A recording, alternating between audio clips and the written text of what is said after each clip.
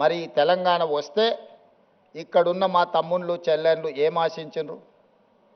ఎవరి ఆస్తులు అడగలే, ఎవరి ఫామ్ హౌస్లు అడగలే, వాళ్ళు సంపాదించుకున్న సొమ్ములో వాటాలు అడగలే. ఏం అడిగినరు మా తమ్ముళ్ళు?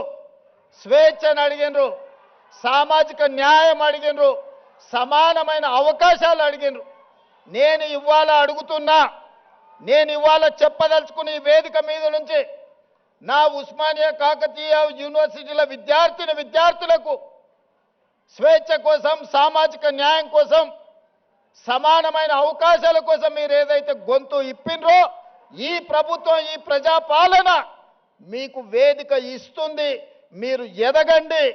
మీరు డాక్టర్లు కాండి, లాయర్లు కాండి, ఇంజనీర్లు కాండి, ఐఏఎస్లు కాండి, ఐపీఎస్లు కాండి, గొప్ప మేధావులు కాండి, ప్రపంచానికే దిక్సూచిగా మారే గొప్ప వ్యక్తులుగా మీరు రాణించాలి.